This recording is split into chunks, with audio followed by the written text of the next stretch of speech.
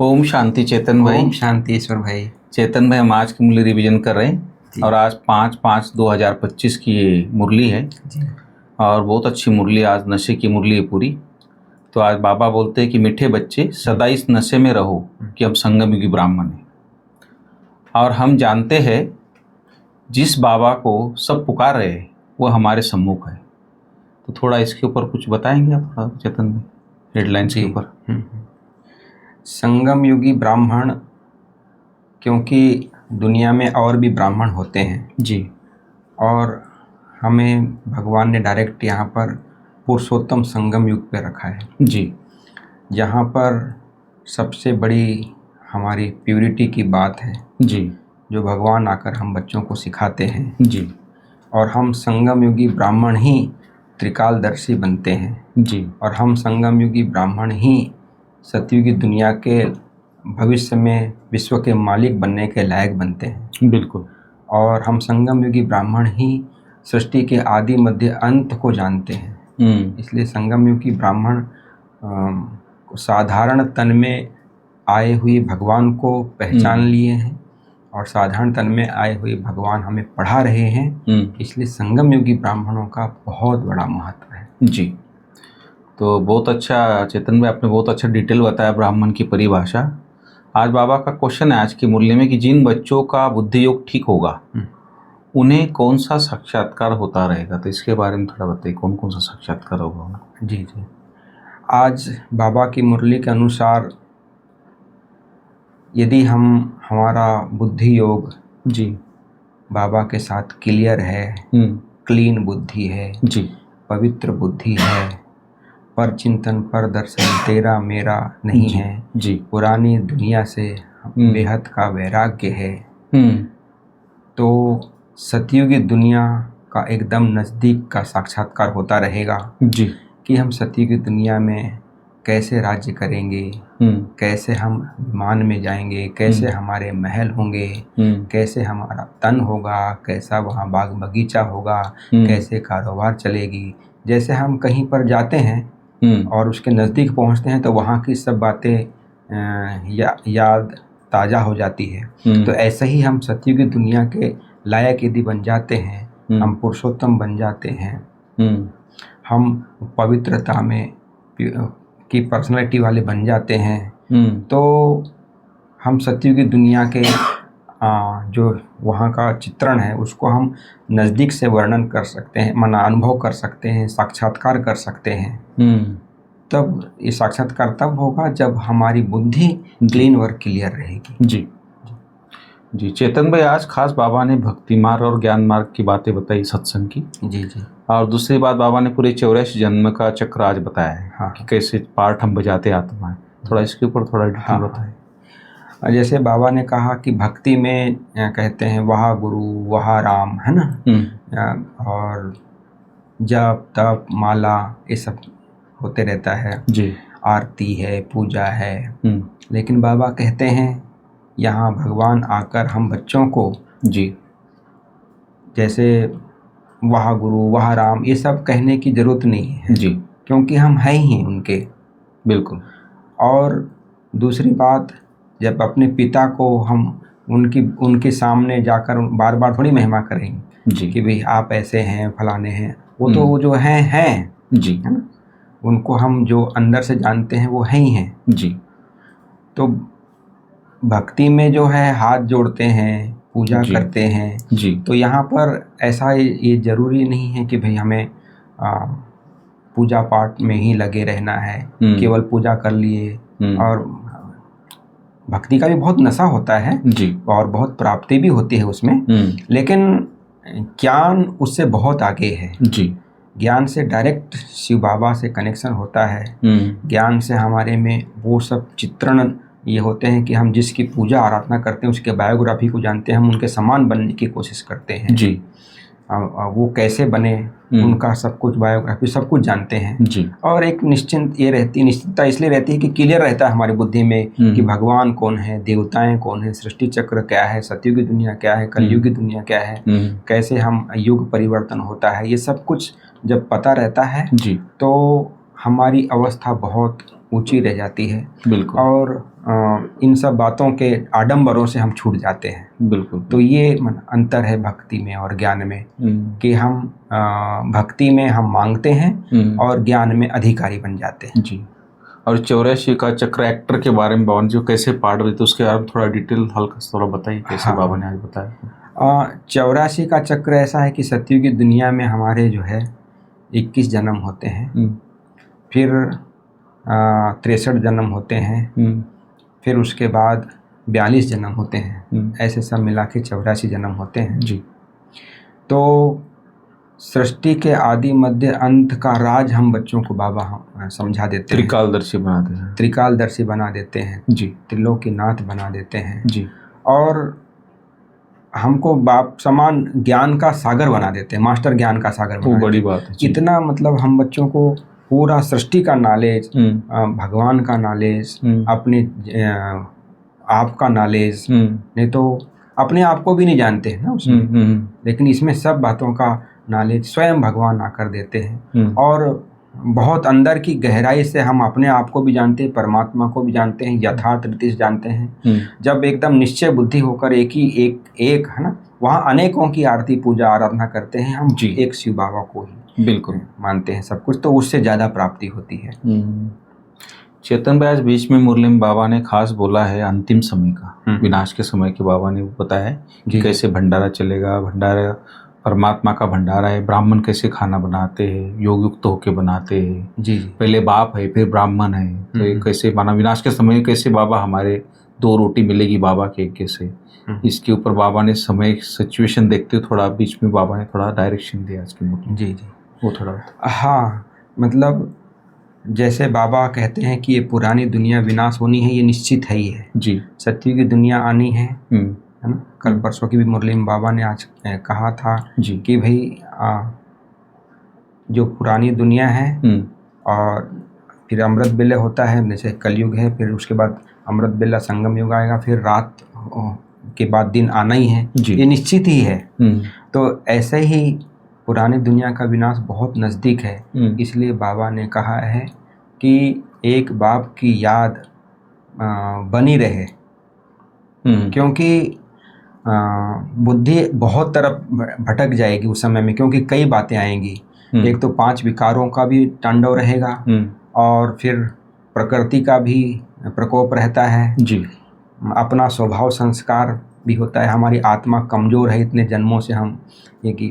तो बाबा कहते हैं अपनी धारणा को इतना ये बना देना है ऊंची, और अपने खान पान को भी बाबा ने आज खान पान के ऊपर, भोजन के ऊपर खास बाबा ने आज बच्चों को समझाया है जी कि ब्राह्मण कौन होते हैं, जो भगवान की याद में रहकर भोजन बनाते हैं और भगवान की याद में रहकर जीवन जीते हैं, वो सच्चे ब्राह्मण हैं। बिल्कुल जी।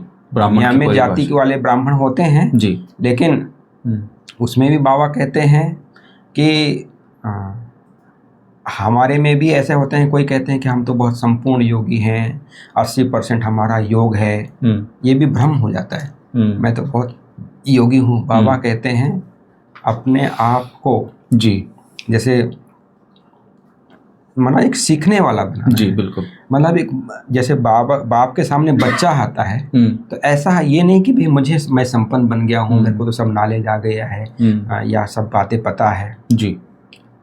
लेकिन बाबा कहते हैं कई बार ऐसा हमको ये हो जाता है कि हमारे को सब नॉलेज है ना, सब पता है, बाबा को जान के हम तो बाबा के हो ही गए हैं ना। कई बार होता है समर्पित भी हो गए हैं, बाबा के घर में रहते हैं ना, क्या याद करना, क्यों जी पुरुषार्थ करना, अब तो सब जीवन दे दिया है, सब कुछ तो हो ही गया है। लेकिन बाबा कहते हैं याद की मेहनत, जिससे ही ताकत मिलेगी, जिससे ही अंतिम समय में हमारी रक्षा होगी, तो ये बहुत ज़रूरी है। तो फिर बाबा ने एक और अच्छी बात बताई है कि जो अपनी योगी वह है जो अपनी दृष्टि से किसी भी आत्मा को शांत कर दे जी, वो योगी आत्मा है जी। तो वो ताकत आई तो नहीं है अभी हमारी, हम समझो कि योगी पूरी तरह से बने नहीं है जी। तो यह ताकत माना ऐसी आ जाए, बाबा कहते हैं कि एक सन्नाटा सा छा जाए जी, और एक एक बाप की याद में सब समा जाए, ऐसा माना अपने आप को भी समझें और भगवान को भी समझें। और धारणा की बात बाबा ने कहा कि भाई भगवान के हम भंडारे से भोजन करते हैं, इसलिए, और भगवान का भंडारे में भोजन ब्राह्मण बनाते हैं, इसलिए इसको ब्रह्मा भोजन कहा जाता है। जी बिल्कुल। ब्रह्मा भोजन का गायन है ना, देवताएं भी तरसते हैं। जी। तो भगवान की याद में रहकर, भगवान को भोग लगाकर हम जब स्वीकार करते हैं भगवान की याद में, उसको ब्रह्मा भोजन कहा जाता है। बहुत शुद्ध पवित्रता के आधार पर बनाते हैं, शुद्धता के आधार पर, एकदम तामसिक वो ताबी नहीं रहती है उसमें, वो वाला तो है ही नहीं, मांसाहार की तो बात ही दूर रही है। बाकी तामसिकता भी किसी प्रकार का ना हो, और किसी प्रकार की कोई अज्ञानता बस उसमें हमारे इधर उधर के चिंतन और बातों में रहकर जब हम भोजन बनाते हैं, उसको भी ब्रह्मा भोजन की कैटेगरी नहीं कहा जाएगा। ब्रह्मा भोजन मतलब बाप की याद में बना हुआ भोजन, बाबा को भोग लगाया हुआ भोजन, वो है ब्रह्मा भोजन। बहुत अच्छा चेतन में देखो, आज जो आप बाबा ने बताया ना कि ऐसी दृष्टि हो जो सन्नाटा छा जाए, इसके लिए बाबा ने खास एक पुरुषार्थ आज बताया है। बाबा ने बोला कि अशरीरी बनने का अभ्यास करना है, ये लंबा समय का अभ्यास चाहिए, बहुत लंबा समय। जब तक हम डिटेच अवस्था, जैसे आज वरदान में बाबा ने बोला है, बाबा जैसे बहुरूपी है, वैसे बहुरूपी तुम भी बनो। जैसे आकारी साकारी चमकीली ड्रेस पहनो, फरिश्ता ड्रेस पहन लो, आकारी से निराकारी बन जाओ, फरिश्ता बन जाओ। तो जैसे बाबा बोले बहुरूपी सेकंड में आकारी बनते, सेकंड में निराकारी बन जाते, तो ऐसे आपको भी ऐसे अभ्यास करना है। और जब ये अभ्यास हमारा लंबा समय का रहेगा, तब हम सेकंड में डिटेच होंगे, और तब हम डिटेच जब होंगे, तब हम उस अवस्था में एक रस होकर तब शांति का सन्नाटा हो सकता है, तब हम दृष्टि से साक्षात्कार करा सकते हैं। दूसरी बात बाबा ने बोली, ज्ञान के सच्चे नशे में रहना है, उसके लिए याद में रहे हम संगम योगी, ये भी बुद्धि में रहे। अब यह पुरानी दुनिया बदलने वाली, ये भी बुद्धि में रहे। हम अपने घर जा रहे हैं, ये सदा बुद्धि में रहे। तो श्रीमत पर सदा चलते रहना है, चूचा नहीं करनी, बाबा ने बोला। तो इसके चूचा का मतलब ये है कि किसी को, मतलब ये रहता है ना, किसी को ऐसा बोलने की आदत रहती है जी, या किसी को टोकने की आदत रहती है जी, या फिर ज्ञान में चलते हैं तो ये ऐसा ही नहीं होता है, ये ऐसा क्यों करते हैं, ये सब बातें। माना बाबा कहते हैं ड्रामा को एकदम पटरी पे निश्चिंत होकर रहना है जी, कि भाई जो भी बना बनाया ड्रामा है, इसमें हर एक का अपना अपना पार्ट है, अपना अपना स्वभाव संस्कार होते हैं जी। आज जैसे बाबा ने कहा, जब तुम अशरीरी बन जाते हो और बाप की याद में रहते हो, तो वही सच्ची याद है। बिल्कुल। हम जैसे याद करते हैं, हम अशरीरी नहीं बनते हैं पूरी तरह से, और हम जैसे मन बुद्धि से चले गए, फिर ऐसे जस्ट याद कर लिए, फिर आ जाते हैं। क्यों? क्योंकि हम पूरी तरह से अशरीरी नहीं बनते हैं। आज बाबा ने ये कहा कि वही सच्ची याद है जब हम अशरीरी बन जाते हैं, इस देह के भान से परे हो जाते हैं और बाप की याद में रहते हैं, यही सच्ची याद है। बिल्कुल। और बाबा ने आज ये भी कहा है कि जैसे कोई संदली पर बैठते हैं, तो बाबा कहते हैं संदली पे उनको बिठाना चाहिए जो ये समझे कि हम ड्रिल टीचर हैं जी, मतलब योग के बारे में। बराबर। भले हम मुख से नहीं बोल रहे हैं, लेकिन अपने आप के संकल्पों से, अपने आप की इतनी ऊंची स्थिति से, श्रेष्ठ अशरीरीपन की स्थिति से, एक बाबा की याद से, है ना, अपनी परम धाम अनादि स्वरूप की स्थिति से हमारे में इतना ये आ जाए कि जब जैसे समझें कोई कि योग कराने वाला, जैसे भले हम माना समय वो नहीं बोले मुख से, लेकिन उनको एक सन्नाटा का अनुभव हो, उनका व्यवस्था अच्छी हो जाए, उपराम हो जाए, इस शरीर से परे हो जाए, उसको कहा जाता है। मतलब संदली पे, यानी संदली पे बैठकर कई बार होता है, कई नींद भी कर लेते हैं, कई ऐसे नॉर्मली बैठ जाते हैं, मन बुद्धि, तो उसका और दूसरों पर भी असर होता है। बिल्कुल। तो बहुत बड़ी जिम्मेवारी हो योग कराना, बहुत बड़ी जवाबदारी है। वो संदली पे बैठ के एक एकाग्रता हो, कहीं हिलते डुलते रहते हैं, कई बार ऐसे ही नॉर्मल जैसे बैठे हैं ऐसे बैठ जाते हैं, तो वो लगे कि भाई आप योगी जीवन है, मन बुद्धि भी एकाग्र रहे जी, और भी व्यर्थ ना जाए, कोई भी व्यर्थ का संकल्प ना जी, तब उसको माना सन्नाटा जब हो सकता है। जैसे बाबा संदली पे बैठते थे, हमारे विश्वरत्न दादा को हमने देखा क्या एकाग्रता रहती है। हम हिस्ट्री हॉल में दादा ऐसा बैठते थे, इतनी सी भी पूरा फरिश्ता। चल नहीं स्थिति, तो ऐसा सन्नाटा हो जाता था। जबकि उम्र कितनी थी? हाँ, एज के बाद और एकदम सीधा स्ट्रेट और टेका लिए बिना संदली पे बैठते थे। बिल्कुल। तो बहुत है ना, संदली पे बैठने वाले बहुत का योगी बहुत बड़ी आत्मा जवाबदारी होती है। वो तो हमेशा बोलते बाबा मेरे साथ ही है। हाँ, साथ ही बैठा है, सुना मेरे बाबा बाजू में बैठा है, ऐसे बोलते। उनका जैसे आज बाबा नशा था उनको। हाँ, एक कि बाबा मेरे साथ है। जैसे बाबा ने कभी उन्होंने अलग समझा ही नहीं। एक दृढ़ता आज बाबा ने स्लोगन में कहा है जी, कि जो दृढ़ता ऐसी हो जो असंभव को भी संभव बना देती। जी, अंदर में हमारे में दृढ़ता हो कुछ भी करने की, कोई भी कार्य को करने की कहो, या कोई हम प्रतिज्ञा लेते हैं उसको निभाने की कहो, या हम किसी के संबंध में आते हैं तो हमारा सदा स्नेह का संबंध बना रहे जी, चाहे कोई भी परिस्थिति आ जाए।